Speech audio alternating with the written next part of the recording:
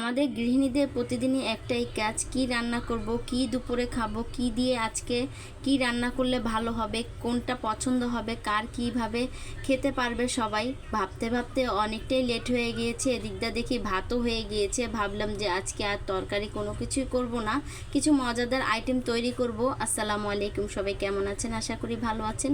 আমিও ভালো আছি। প্রতিদিনের মতন একটা নতুন ভিডিও নিয়ে আপনাদের সাথে হাজির হলাম।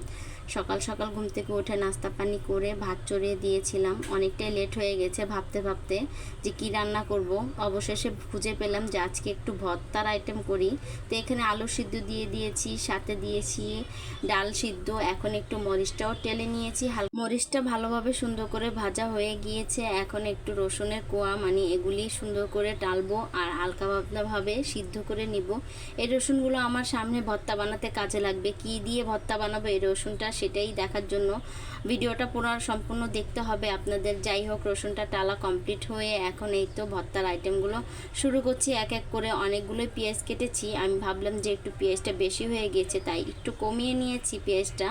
যাই হোক, অনেকগুলো ওই মরিচ টেলেছি। এখন সুন্দর করে লবণ দিয়ে ভালোভাবে মাখিয়ে নিব। ভাগের ক্রমে আজকে আমার ঘরে সরষের তেল নাই।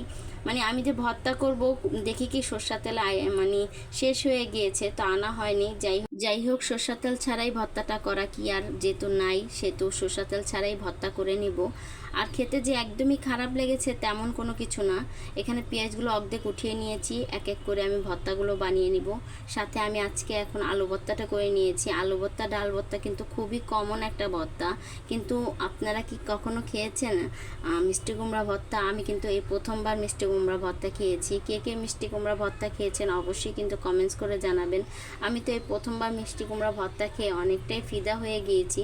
যাই হোক, এখানে আর একটু পেঁয়াজ নিয়ে এখন আমি ডালটা আগে ভালোভাবে চটকে নিয়ে এখন ডাল ভর্তাটাও করে নিব। ডাল ভর্তাটা আমার সবসময় কাঁচামরিচ দিয়ে ভালো লাগে। আজকে ভাবলাম যে সব কিছু একসাথে মাখিয়েছি, কাঁচামরিচ দিয়ে আবার ভেজাল লাগবে, তাই এখন এই তো ডাল ভর্তাটা করে নিয়েছি। এখন করে নিব মিষ্টি কুমড়া ভর্তা। মিষ্টি কুমড়া বেশি করিনি, কারণ আমার ঘরে মিষ্টি কুমড়া ভর্তা কেউ খাবে না, শুধু আমি ছাড়া। আমার ছোটো বোন ডাল ভর্তা আর আলু ভর্তা দিয়ে খেয়েছে, আর আমি মিষ্টি কুমড়া ভর্তাটা করেছি। এত মজা হয়েছে মিষ্টি কুমড়া ভর্তাটা।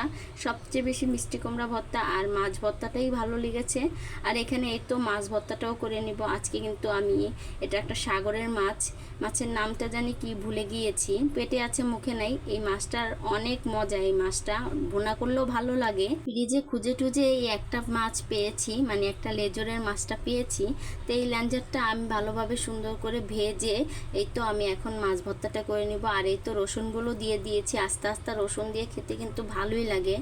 আমি তো এর আগে কখনো ট্রাই করিনি, আজকে প্রথমবার ট্রাই করেছি। আর এত লোভনীয় হয়েছে, আমার এখনই জিভে জল চলে আসছে।